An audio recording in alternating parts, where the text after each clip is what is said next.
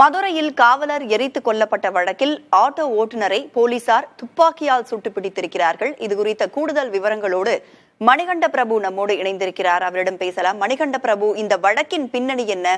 இந்த கொலை சம்பவம் எங்கே, எப்போது, எப்படி நடைபெற்றது? இது குறித்து விசாரணையானது எப்படி நடைபெற்றுக் கொண்டிருக்கிறது? சொல்லுங்க.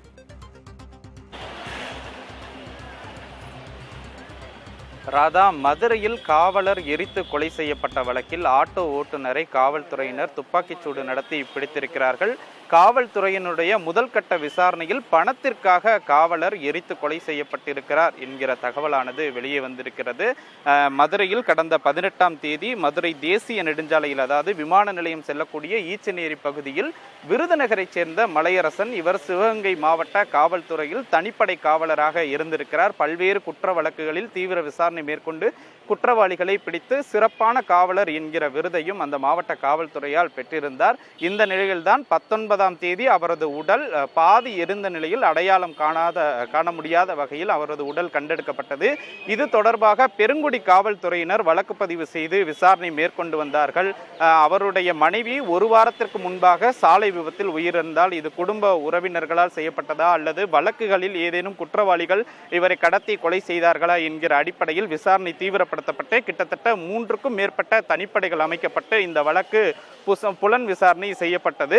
இந்த நிலையில்தான் இன்று இந்த வழக்கில் முதல் குற்றவாளியாக வில்லாபுரத்தைச் சேர்ந்த மூவேந்திரனை காவல்துறையினர் சுட்டு பிடித்திருக்கிறார்கள். குறிப்பாக 18ஆம் தேதி காவலர் மலையரசன் மதுரை மாட்டுத்தாவணி பகுதியிலிருந்து மூவேந்திரனுடைய ஆட்டோவில் சவாரி சென்றபோது தன்னுடைய குடும்ப நிலையையும் தன்னிடம் பணம் இருப்பதையும் மூவேந்திரனிடம் பேச்சு வழக்காக காவலர் மலையரசன் தெரிவித்திருக்கிறார். இந்த நிலையில்தான் காவலர் மலையரசனை கொலை செய்து பணத்தை கைப்பற்ற வேண்டும் என்ற நோக்கில் இந்த கொலை நடந்ததாக முதல் கட்ட விசாரணையில் தெரிய வந்திருக்கிறது. இதன் அடிப்படையில் தான் காவல்துறையினர் மூவேந்திரனிடம் விசாரணை நடத்தும் போது மதுரை ஈச்சநேரி பகுதியில் விசாரணை நடத்தி கொண்டிருந்த போது அந்த பகுதியில் மூவேந்திரனை பிடிப்பதற்காக வலது காலில் காவல்துறையினர் சுட்டு பிடித்திருக்கிறார்கள். சார்பு ஆய்வாளர் மாரிக்கண்ணன் என்பவர் மூவேந்திரனை சுடும்போது அவருக்கும் கையில் காயம் ஏற்பட்டு தற்போது குற்றவாளியான மூவேந்திரன் மதுரை அரசு ராஜாஜி மருத்துவமனையில் சிகிச்சைக்காக அனுமதிக்கப்பட்டிருக்கிறார். அதே போல சார்பு ஆய்வாளர் மாரிக்கண்ணனும் சிகிச்சைக்காக மதுரை அரசு ராஜாஜி மருத்துவமனையில் அனுமதிக்கப்பட்டிருக்கிறார்கள். தொடர்ச்சியாக மதுரை மாவட்ட காவல் கண்காணிப்பாளர் அரவிந்த் இன்னும் சற்று நேரத்தில் மருத்துவமனைக்கு வந்து என்ன நடந்தது என்பது குறித்த விவரங்களை காவல்துறை அதிகாரிகளிடம் பெற இருக்கிறார்.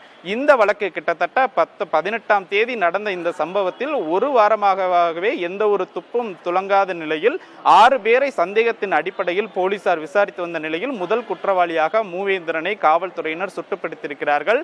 மதுரையில் துப்பாக்கிச்சூடு நடத்தி ஒரு குற்றவாளி பிடிக்கப்பட்ட சம்பவம் என்பது பரபரப்பை ஏற்படுத்தி இருக்கிறது. ராதா, நிச்சயமாக மணிகண்ட பிரபு, பல்வேறு விவரங்களை பகிர்ந்து கொண்டமைக்கு நன்றி.